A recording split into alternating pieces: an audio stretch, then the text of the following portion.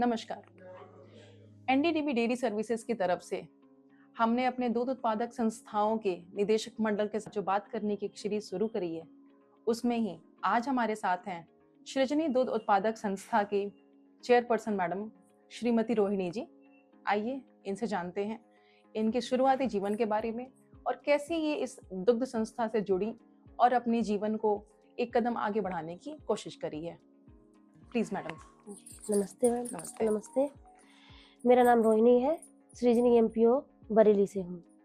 11 महिलाओं से हमने अपनी सृजनी का गठन किया 5 जनवरी 2023 को।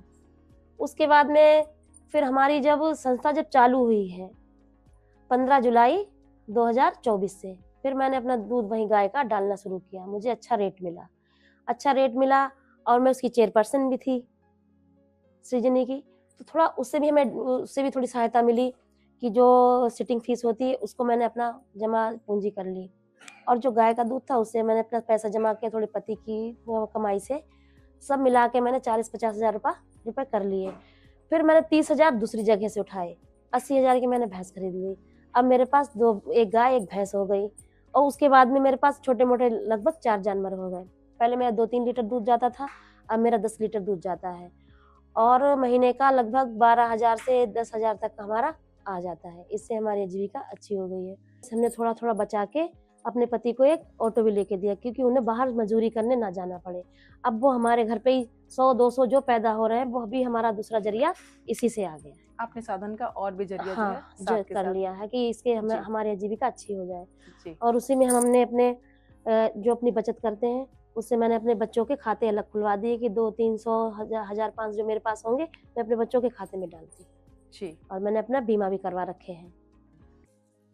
इस कड़ी में आगे मैं आपसे ये जानना चाहूंगी कि पिछले 2-3 वर्षों में जो आपने चेंजेस महसूस करे हैं अपनी जिंदगी में, उसको अपने जीविका से जोड़ते हुए आप इसके बारे में क्या कहना चाहेंगे? किस विकास के किस स्तर पर इसको पहुंचाना चाहते हैं, या आपका क्या स्वप्न है, इसको कहाँ तक आगे पहुंचाना चाहते हैं? हाँ, तो मेरा तो यही लक्ष्य है कि हमारी संस्था नंबर 1 पे हो जाए भारत में।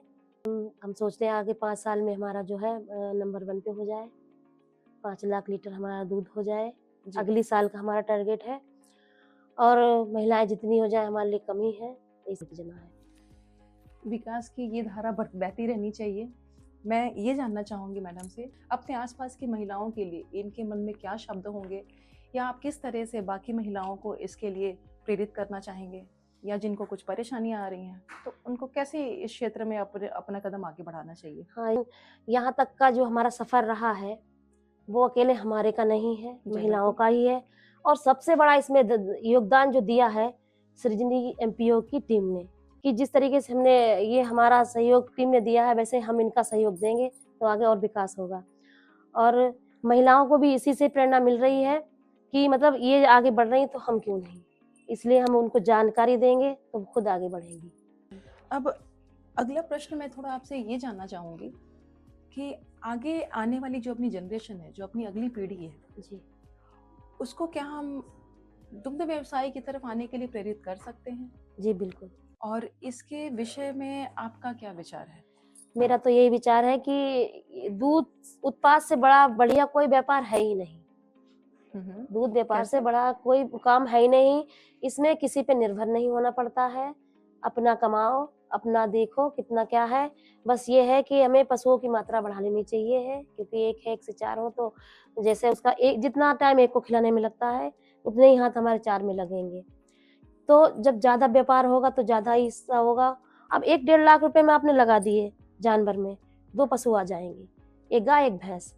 अब उससे अगर भैंस से 10 लीटर आ रहा है और 15 लीटर गाय से आ रहा है तो 25 लीटर हो गया, ठीक है। कितना खा लेगी वो? आधे में तो निपट ही जाएगा। सुबह शाम का काम है, दिन भर आराम से दूसरा काम कर लो। तो दूध व्यापार ये बहुत ही बढ़िया है, लेकिन मैंने अपने बच्चों को भी इसी लाइन में डाला है, क्योंकि इससे बढ़िया कोई विकल्प ही नहीं है। क्योंकि उससे जानवर से देखो उसका जो गोबर है, बायोगैस हम लोग बना रहे हैं, वो भी वेस्ट नहीं जा रहा है, फ्री में, ठीक है।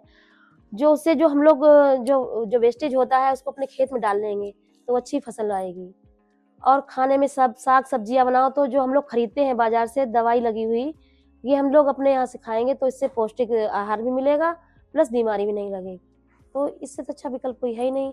लेकिन जानवर के गोबर को भी हम इस्तेमाल करके अपना आजीविका में ला सकते हैं। आपने बिल्कुल बिल्कुल सटीक बात कही है। हाँ। जैसे कि हम उत्पादन जितना बढ़ाएं, हाँ। वो हमारा आजीविका स्तर भी उतना बढ़ेगा। वैज्ञानिक कोण से अगर हम देखें तो उत्पादकता एक पशुपालक के जीवन में एक नई उमंग लेकर के आता है, क्योंकि उस समय आप अपना कॉस्ट बिना बढ़ाए, अपनी लागत कम करते हुए उसी पशु से अपनी उत्पादन दोगुनी कर सकते हैं जी। और उसी के साथ साथ आपके घर की इनकम, आपका जो रोजगार है वो दोगुने स्तर से बढ़ सकता है। मुझे आज मैडम से बात करके बहुत खुशी हुई और मैं उम्मीद करती हूँ कि ना सिर्फ महिलाएं, आगे आने वाले बच्चे जो अगले दशक तक या अगले 2 दशक तक एक वयस्क होंगे और अपने जीवन के बारे में रोजगार के माध्यम से खुद को आत्मनिर्भर बनाना चाहते होंगे, वो ऐसी हमारी पीढ़ियों से और हमारे उदाहरण से काफ़ी प्रोत्साहन लेंगे। और इसी के साथ मैं मैडम को धन्यवाद करना चाहूँगी। Thank you madam. धन्यवाद। Thank you.